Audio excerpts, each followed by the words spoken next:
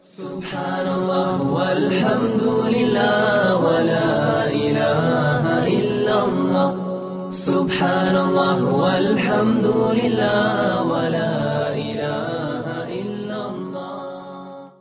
At the moment of death, the Prophet, peace be upon him, sallallahu alayhi wasallam, said in a very long and lengthy hadith, and I won't say the whole thing, but he said in this long hadith in details what's going to happen to the person.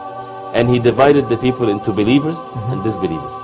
And he said when the person is about to start his hereafter, because the hereafter starts with the moment of death, and he's departing from this life, if he's a believer, the angels will come to him from the heavens and with bright faces, and they would sit with him as long as his eyes can see. And this is reality. This is more real than the fact that I'm sitting here and I'm looking at you and you're looking at me. So at that moment, he would see the angels sitting, lining up all the way to what his eyes can see. And then the angel of death, there's an angel responsible for taking the souls of the human being. The angel of death will come down and he would sit in front of him and he would order the soul. And he would say to the soul, to the believing soul, go out to the mercy and the pleasure of Allah subhanahu wa ta'ala. So the soul will come out, as the Prophet ﷺ said, in the meaning of which, like a drop of water coming out from the opening of a water skin. See how easy and soft that happens? This is the soul of the believers come out in such an easy way. So once the soul comes out of the believer, the hadith says, again this is not opinions, this is the sayings of the Prophet Muhammad, peace be upon him, revelation from Allah. Once the soul come out, the rest of the angels, they don't leave it in the hands of the angel of death. They would take it and they would wrap it in a coffin from Jannah, from paradise, that has the best fragrance and the best smell. And they would take it and they would go and elevate to the heavens with the soul. And every heaven that they would go to, sky in levels, we know that there's 7 heavens or 7 skies, they would take the permission and the angels would say, who is that person with the best names that he used to be called in this world? Why? Because of the great smell that they are smelling and the great thing that is happening. So they would say, it's so and so, the son of so and so, with the best names that he used to be named in this world. They go from one heaven to the other till they reach the 7th one. And then Allah subhanahu wa ta'ala would say that, write the deeds of my slave in the highest level. This is for the believers. And return his soul back to the earth, because I promised them that from the earth I created them, and from the earth they shall return, and from the earth they shall be resurrected. So the soul will go down into the body again in the earth, but not just in the same way that we are living now. And then after he is buried, and people depart from his grave, and the Prophet ﷺ, he said that he would hear the footsteps of the people when they're departing, the dead person. Yes, brothers and sisters, you and I are going to know. When the people put us in that box and put us in the grave, we are going to know. Your spirit is gone. You can't shout. You can't call out. You can't say, don't leave me here. But you're going to be hearing and you're going to be seeing, because that's a different kind of consciousness. But you can't move. Then after they leave, the angels of death, or 2 angels will come to him. And these 2 angels will make him sit in a way that Allah subhanahu wa ta'ala knows best. We're not talking about physical things here. And they would ask him 3 questions. And this is what is very important for us to realize now, that this is what we prepare ourselves for. Do we have answers to these 3 questions or not? And the answers is not just what we know, is how our life was. They would ask him, who is your Lord? What is your religion? And who is the messenger that was sent? And the believers, they would say, when they asked, who is your Lord? He would say, Allah, the creator of the heavens and the earth. And what is your religion? He would say, submission to the creator of the heavens and the earth, which is Islam. And who is your prophet? He would say, Prophet Muhammad sallallahu alayhi wa sallam. That moment, he will be opened a gate in front of him to the hellfire. To the hellfire. And it will be said to him, this was supposed to be your place if you would have been a disbeliever.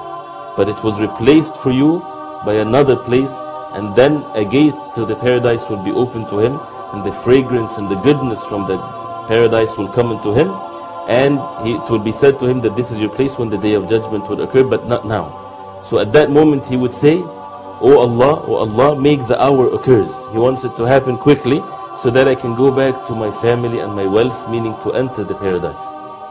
And the total opposite is for the disbelievers. And let me just start it by, I know I'm taking too long, but for the disbelievers, the Prophet ﷺ gave the example that it would make it more closer into our minds. He said, when a disbeliever is about to die, the angels of punishment will come down onto him. And they are the most horrific looks, these angels, creation of Allah subhanahu wa ta'ala. And the angel of death, also they would sit in front of him as far as his eyes can see. The angel of death will come, and then he would say, ordering the soul to come out, and he would say, come out to the punishment and the anger of the creator of the heavens and the earth, because you had committed injustice against your own self when you did not fulfill the purpose of your life. The Prophet, peace be upon him, said at that moment the soul would scatter all over the body of this disbeliever. Doesn't want to come out. So what happens, the angel of death would snatch it, would pull it so hard that it would be so much, of course, painful. And the Prophet ﷺ gave the example that it, as if it's tearing the person, tearing him, like you have a piece of iron in a wet wool. What happens to it? It just tears it apart. Is that from being attached to this world and not having been prepared for the next life and neglecting your obligation? The state of forgetfulness and the state of disbelief. Yeah. And it becomes all over the place. It does not, remember the first example? It comes out like a drop from a water skin. Very easy and very soft. Right. But the disbeliever, he had to do this to it. And then when it comes out, the angels would wrap it in a coffin that is from the hellfire that has the worst smell to it. And when it's tried to go up into the heavens, it won't be able to. And the angels for the first heaven, it would say, who is this nasty and bad smell?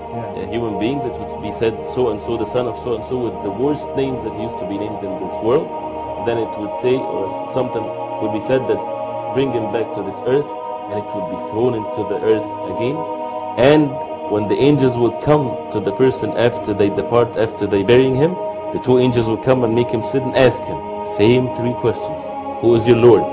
That person would say, this is what the hadith says, I do not know. I heard people saying things. He was not preparing himself. He was busy with the sin and the disobedience of the creator of the heavens. He heard people saying, come, worship the creator of the heavens and the earth alone. They advised them, they told him so many times, but he was busy with intoxicating himself.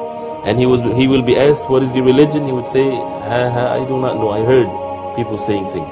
Who is your messenger? He would still not able to answer. Although he might know it, but the tongue would only speak of what was present in the heart. And then it will be opened for him a gate to paradise, to Jannah. And it will be said to him that this was supposed to be your place if you were a believer. See how much regret a person would have when he sees this. And then a gate to the hellfire will be opened, and it will be said to him that this is your place, and all the bad things will come to him from the hellfire, and he would say, oh my Rabb, oh my Lord, do not make the hour occurs, because now he knows that he's going to the punishment of Allah. And he has to live with this everlasting without no end. Because of what? Because of few years that a person lived in a state of disbelief and forgetfulness. And let me just add something.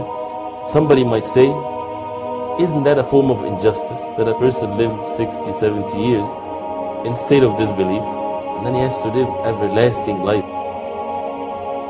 Why is that much? To answer this is, for someone that lived and died in the state of disbelief, he had the intentions while he was living that if he would live forever on the face of earth, he would live forever in the state of disbelief. So as a result of this attitude, that his punishment is everlasting. Allah is the most just, and He would not punish anyone unless the matter is made clear to him.